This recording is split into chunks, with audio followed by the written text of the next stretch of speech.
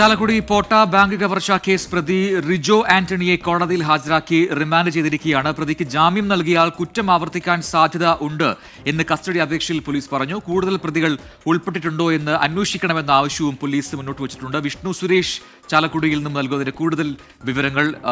വിഷ്ണു, പരമാവധി തെളിവുകൾ ഇതിനോടകം ശേഖരിച്ചിട്ടുണ്ട് എന്നാണ് പോലീസ് വ്യക്തമാക്കിയത്. പക്ഷേ അത് മാത്രമല്ല, കൂടുതൽ പ്രതികൾ ഈ കേസിൽ ഉൾപ്പെട്ടിട്ടുണ്ടോ എന്ന് അന്വേഷിക്കണമെന്ന് പോലീസ് എന്തുകൊണ്ട് പറയുന്നു? ഇപ്പോൾ ഈ റിമാൻഡ് കാലാവധി എത്ര ദിവസത്തേക്കാണ്?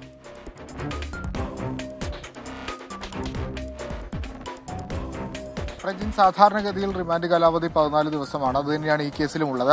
നിലവിൽ കോടതി നടപടികൾ പൂർത്തിയാക്കിയിട്ടുണ്ട്. പ്രതിയെ റിമാൻഡ് ചെയ്തിരിക്കുന്നു. 5 ദിവസത്തേക്ക് പോലീസ് കസ്റ്റഡി അപേക്ഷ സമർപ്പിച്ചിട്ടുണ്ട്. നാളെ ആയിരിക്കും കസ്റ്റഡി അപേക്ഷ പരിഗണിക്കുക. നാളെ പ്രൊഡക്ഷൻ വാറന്റ് ഉണ്ട്. ആ ഒരു പശ്ചാത്തലത്തിൽ പ്രതിയെ ഹാജരാക്കി പോലീസ് കസ്റ്റഡിയിൽ വിടും. പോലീസ് പറയുന്നത് പ്രതിക്ക് ജാമ്യം അനുവദിച്ചാൽ ഇനി ഇത്തരത്തിലുള്ള കുറ്റകൃത്യങ്ങൾ ആവർത്തിക്കാനുള്ള സാധ്യതയുണ്ട് എന്നാണ്. ഒപ്പം ഈ കേസിൽ മറ്റേതെങ്കിലും പ്രതികളുണ്ടോ എന്ന് വിശദമായി അന്വേഷിക്കണമെന്ന് പോലീസ് പറയുന്നുണ്ട്. അത് രണ്ടാം ഘട്ട അന്വേഷണം എന്ന രീതിയിലാണ് കസ്റ്റഡിയിൽ വാങ്ങി പോലീസ് നടത്താൻ ഉദ്ദേശിക്കുന്നത്. പരമാവധി റിക്കവറിയൊക്കെ പൂർത്തിയാക്കിയിട്ടുണ്ട്. 12 ലക്ഷം രൂപ വീട്ടിൽ നിന്ന് കണ്ടെടുത്തു.